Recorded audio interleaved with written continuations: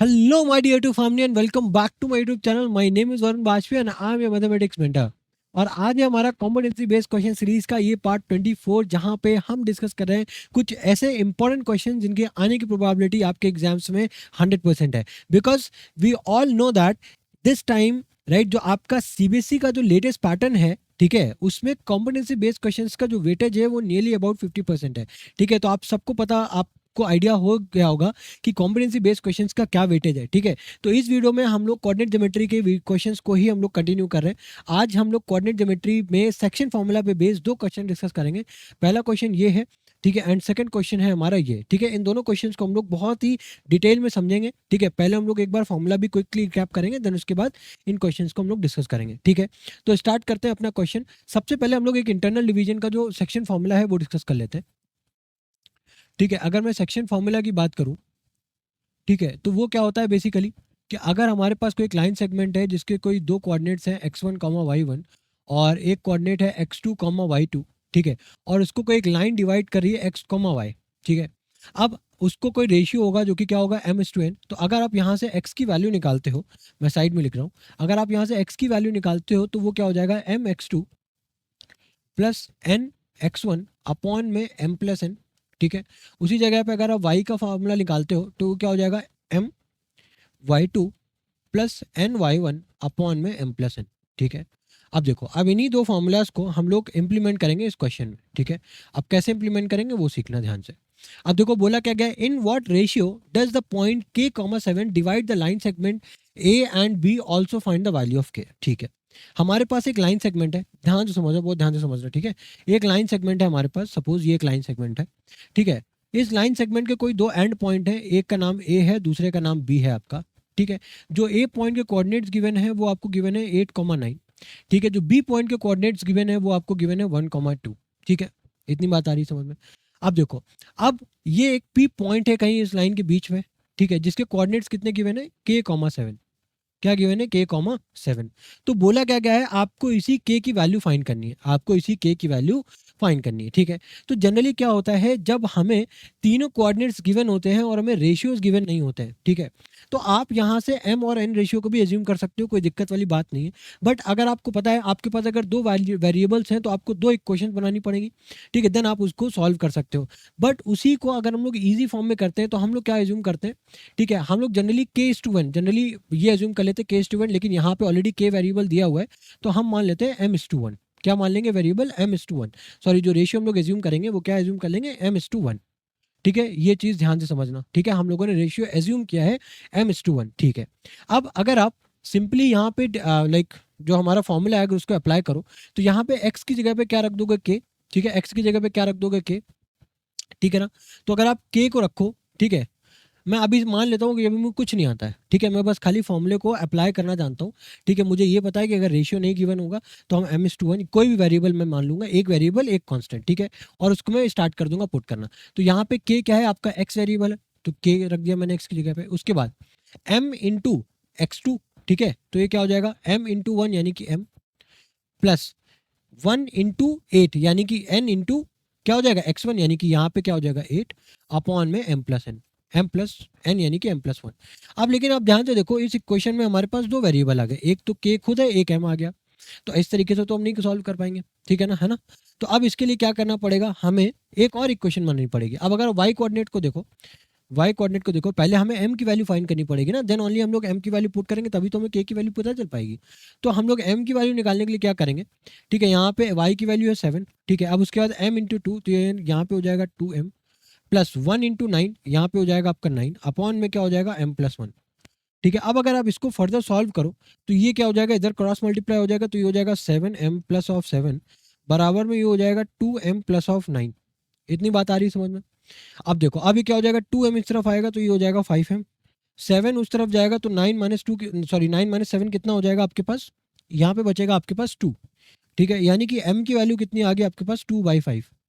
m की value कितनी आ गई आपके पास 2/5 आ गई। ठीक है, अब इस 2/5 को हम लोग पुट करेंगे किसमें, इक्वेशन नंबर 1 में, यानी कि इस इक्वेशन में। अब मान लेते हैं ये इक्वेशन नंबर 1 है, ठीक है, ये आपकी इक्वेशन नंबर 2 है। ठीक है, तो यहाँ से m की वैल्यू को पुट कर लेंगे क्वेश्चन नंबर 1 में, ठीक है ना। अब इसको जो भी आप लिख रहे हो ना, कोशिश क्या करो कि थोड़ा सा अच्छे से फ्रेम करके लिखो एग्जाम में, ठीक है, क्योंकि सब्जेक्टिव अप्रोच है, ठीक है, आपको हर स्टेप मेंशन करना है, तो कोशिश करो कि हर स्टेप को अच्छे से मेंशन करो, ताकि एग्जामिनर को, ठीक है, जब क्वेश्चन आपका कोई करेक्ट करे तो उसको बहुत ज़्यादा प्रॉब्लम ना हो आपके क्वेश्चन को करेक्ट करने में, ईजिली वो समझ जाए, ठीक है। तो रिप्रेजेंट करना भी आना चाहिए। चलो अब इसके बाद देखते हैं इक्वेशन क्या है, k equals to m+8 upon में m+1, ठीक है। अब m की वैल्यू क्या है हमारे पास 2/5, यानी कि 2/5 प्लस ऑफ 8 इधर हो गया, और इधर क्या हो जाएगा 2/5 प्लस ऑफ 1। अब अगर आप इसको सॉल्व करोगे तो 5 8 से कितना हो जाएगा 40 प्लस 2 कितना हो जाएगा 42/5, और इधर नीचे क्या हो जाएगा, ये हो जाएगा आपका 7/5, ठीक है। अब हमें पता है ये a/b/c/d की फॉर्म है, तो हम लोग न्यूमरेटर को तो टच करेंगे नहीं, है ना, डिनोमिनेटर को उल्टा करके मल्टीप्लाई कर देंगे, यानी कि ये किससे मल्टीप्लाई हो जाएगा 5/7, 5 से 5 कैंसिल हो गया, कितना बच गया 42/7, है ना। अब अगर आप इसको कैंसिल करो तो कितना हो जाएगा 7 6 42, यानी कि अल्टीमेटली जो k की वैल्यू आ गई है वो कितनी आ गई है हमारे पास 6 आ गई है। आई होप ये चीज़ आपको अच्छे से समझ में आ गई होगी, है ना, इजी था क्वेश्चन। बस हमें क्वेश्चन में कभी कभी क्या होता है कि फॉर्मूला में किस तरीके से इम्प्लीमेंट करना है, ठीक है, उसमें वैल्यूज किस तरीके से इम्प्लीमेंट करनी है, ठीक है, वेरिएबल्स क्या एज्यूम करने हैं, वो हमें समझ में आना चाहिए, ठीक है। तो अभी तक हम लोगों ने सेक्शन फॉर्मूला के, ठीक है, एक पहला इससे पहली वाली जो वीडियो में उसमें हम लोगों ने मिड पॉइंट निकालने सीखे, जो हमारा बीच का जो पॉइंट है वो देखा। अभी यहाँ पे हम लोगों ने रेशियो किस तरीके से एज्यूम करते हैं वो देखा, ठीक है। इसमें हम लोगों ने एक अननोन वेरिएबल फाइंड किया। अब देखो नेक्स्ट क्वेश्चन है, ठीक है, अब ये क्वेश्चन है, अब यहाँ पे क्या है, ये भी क्वेश्चन थोड़ा सा डिफरेंट है, ठीक है। बस इतने ही वेरिएबल्स हैं, इतने ही टाइप्स हैं जो आपके क्वेश्चन सेक्शन फॉर्मूला में बन सकते हैं, अदरवाइज इससे ज़्यादा आपका कोई भी वेरिएशन नहीं है, ठीक है, सेक्शन फॉर्मूला की अगर मैं बात करूँ। तो अब यहाँ पे क्या लिखा है, point P divides the line segment joining the points A and B, ठीक है। एक लाइन है हमारे पास, एज यूजुअल हमारे पास एक लाइन होती है हर बार, ठीक है। अब उसमें बोला क्या गया है, उसके जो एंड पॉइंट्स हैं, एक है ए और दूसरा क्या है हमारे पास बी, ठीक है ना। अब ए पॉइंट्स के जो कोऑर्डिनेट्स हैं वो है हमारा 2,1, और बी पॉइंट्स के जो कोऑर्डिनेट्स हैं वो हमारे क्या 5,-8, ठीक है ना।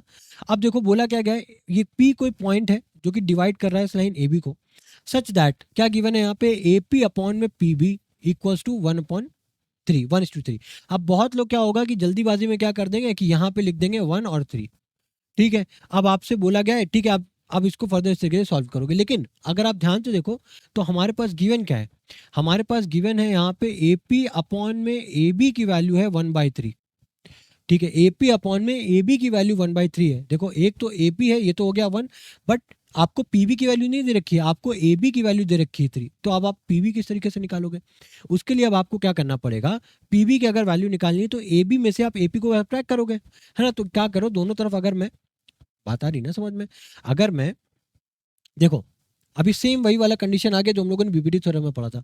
अब यहाँ पे एपी अपॉन एबी है, ठीक है, एपी अपॉन एबी है, मुझे चेंज क्या करना है, मुझे क्या चेंज करना है, मुझे ए बी की जगह पे क्या लाना है, पी बी लाना है, ठीक है। तो अगर मैं माइनस कर रहा हूँ या प्लस कर रहा हूँ, अब मुझे यहाँ पे माइनस करना है, ठीक है, तो माइनस करना है, ये चीज़ क्या है डिनोमिनेटर में, पहले तो मुझे इसको न्यूमिनेटर में लेकर के आना पड़ेगा, यानी कि ये हो गया ए बी अपॉन में ए पी, और इधर से हो गया 3/1, ठीक है। अब उसके बाद अगर हम दोनों साइड पे -1 करते हैं, ठीक है, लॉजिक समझना, वरना है तो बहुत इजी, आप इसको इजीली भी सॉल्व कर सकते हो, बस मैं एक लॉजिक समझाना चाह रहा हूँ, ठीक है।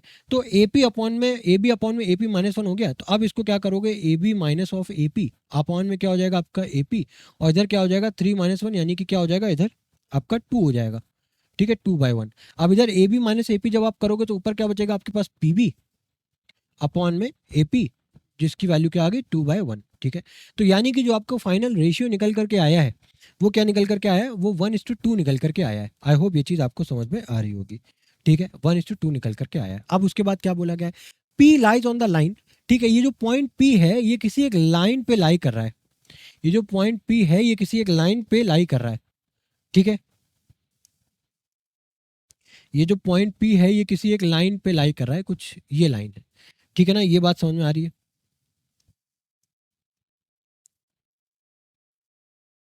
ठीक है। अब इस लाइन की जो हमें इक्वेशन दे रखी है, इस लाइन की हमें एक इक्वेशन दे रखी है, इक्वेशन क्या है 2x minus of Y plus of के बराबर में 0। देखो अब इन क्वेश्चंस में घबराना नहीं है, ठीक है, वही सेम चीजें करनी है जो हम हर क्वेश्चंस में कर रहे थे, ठीक है। सबसे पहले अब भाई हमें इस पी पॉइंट का कोऑर्डिनेट्स तो गिवन नहीं है, ठीक है, और हमको भाई के की वैल्यू पूछी है यहाँ पे, के की वैल्यू पूछिए। तो किसी देखो उल्टा सोचा करो, के की वैल्यू पूछिए तो के की वैल्यू हम तभी निकाल सकते हैं जब यहाँ पे हमें एक्स और वाई की वैल्यू पता हो, है ना, जब हमें यहाँ पे एक्स और वाई की वैल्यू पता हो। और एक्स और वाई वैल्यू को किस तरीके से निकालेंगे, अब ये देखो, ये जो पी पॉइंट है ये इसी लाइन पे तो लाई कर रहा है। अब अगर ये पॉइंट इस लाइन पे लाई कर रहा है तो यानी कि ये पॉइंट पी इस लाइन को सेटिस्फाई करेगा, ये पॉइंट पी इस लाइन का ही एक सोल्यूशन होगा। ठीक है, ये पॉइंट पी क्या हो रहा है, इस लाइन का एक सोल्यूशन होगा। ठीक है, तो यानी कि किसी भी तरीके से अगर हम पी पॉइंट के कोऑर्डिनेट जो कि एक्स कॉमा वाई होंगे, अगर हम लोग वो निकाल लें तो वो एक्स और वाई यहाँ पे रख देंगे और वहां से हम इजीली के की वैल्यू फाइंड कर लेंगे। इतना ईजी है, ईजी है कि नहीं है? ठीक है, अब एक्स और वाई निकालना क्या हमारे पास टफ है? नहीं, ये तो वही हमारा जनरल फॉर्मूला अप्लाई करना है इंटरनल डिवीजन का। ठीक है, वहां से हम इजीली एक्स और वाई की वैल्यू फाइंड कर लेंगे। फिर एक स्टेप बस खाली बढ़ गया है कि एक्स और वाई की वैल्यू यहाँ पे हम फर्दर पुट करेंगे, देन हमारे पास के की वैल्यू आ जाएगी। ये चीज़ आ रही होगी समझ में, आई होप आपको अच्छे से। ठीक है, अब सवाल ये है कि एक्स और वाई की वैल्यू निकालते कैसे? तो अगर एक्स की वैल्यू आपको निकालना है तो क्या हो जाएगा, 1 × 5, तो यहाँ पे हो जाएगा 5। अब आई होप ये आपको फॉर्मूला आपको समझ में आ चुका होगा, इस वजह से मैं यहाँ पे डायरेक्टली अप्लाई कर रहा हूँ। ठीक है, तो 1 × 5 यहाँ पे क्या हो जाएगा आपका 2 × 1। ठीक है, तो ये हो जाएगा आपका 2 × 2 होगा, सॉरी 2 × 2 कितना हो जाएगा आपके पास 4, अपॉन में 1 + 2 कितना हो जाएगा आपके पास 3। ठीक है, ये चीज़ आ गई समझ में। अब इसके बाद देखो आएगा क्या, 9/3 यानी कि 3। एक्स की वैल्यू कितनी आ गई 3। अब उसी तरीके से अगर आप वाई की वैल्यू निकालो वो क्या हो जाएगा, 1 × -8 यानी कि -8 प्लस, ठीक है, 2 1 कितना हो जाएगा 2, अपॉन में कितना हो जाएगा आपके पास 3। ठीक है, अब देखो 8 - 2 कितना हो जाएगा, -6 अपॉन में 3 यानी कि कितना आ गया आपके पास -2। यानी कि y की वैल्यू कितनी आ गई आपके पास -2, x की वैल्यू आपके पास आ गई 3 और y की वैल्यू कितनी आ गई -2। ये आपके पास दो वैल्यूज आ गई। अब आप कुछ नहीं करना है आपको, आपके पास इक्वेशन क्या गिवन है, 2x - y plus of k बराबर में 0। एक्स की वैल्यू कितनी निकल करके आई है 3, वो मैं यहाँ पे रख दे रहा हूँ। माइनस ऑफ वाई की वैल्यू कितनी आई है आपके पास 2, तो -2 प्लस ऑफ के बराबर में 0। ठीक है, 2 3 जा कितना हो गया 6। ठीक है, 2 2 जा सॉरी माइनस माइनस क्या हो जाएगा प्लस, तो यहाँ पे 2 हो गया प्लस ऑफ के बराबर में 0। ठीक है, तो के की वैल्यू कितनी आ गई आपके पास 6 + 2 कितना हो जाएगा 8, यानी कि के की वैल्यू कितनी निकल करके आ गई -8। ठीक है, के की वैल्यू कितनी निकल करके आ गई हमारे पास -8 निकल करके आ गई।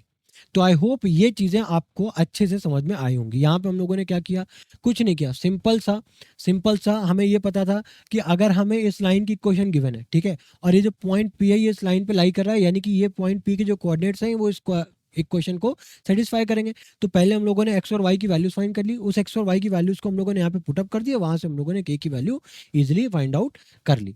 ठीक है ना, इसमें कोई दिक्कत है? देख लो, अगर आपको फॉर्मूले में प्रॉब्लम है तो एक बार फिर से देख लो, मैं एक्सप्लेन कर दे रहा हूँ। अगर x है, ठीक है, x का कोऑर्डिनेट निकालना है तो m × x1 1 × 5, ठीक है, plus of n × x2 sorry n m × x2 plus of n × x1 यानी कि 2 2 4 5 + 4 कितना हो जाएगा 9 9/3 कितना हो जाता है 3। अब अगर उसी तरीके से y के कोऑर्डिनेट निकालने हैं तो वो क्या हो जाएगा m × y2 यानी कि -8। ठीक है, और n × क्या हो जाएगा n × y1 हो जाएगा यानी कि 2, तो -8 प्लस ऑफ 2 कितना हो जाएगा आपके पास -6/2 यानी कि -2। अब उसके बाद मैंने यहाँ पे पुट किया के की वैल्यू -8 आ गई। तो आई होप इस वीडियो में भी हम लोगों ने 2 क्वेश्चन डिस्कस किए एंड ये दोनों क्वेश्चंस आपको बहुत ही अच्छे तरीके से समझ में आए होंगे। और अगर फिर भी कोई भी डाउट है, कोई प्रॉब्लम है तो प्लीज़ कमेंट बॉक्स में ज़रूर मेंशन करना। तो इसी के साथ मिलते हैं आपके साथ नेक्स्ट वीडियो में। Till then goodbye, thank you.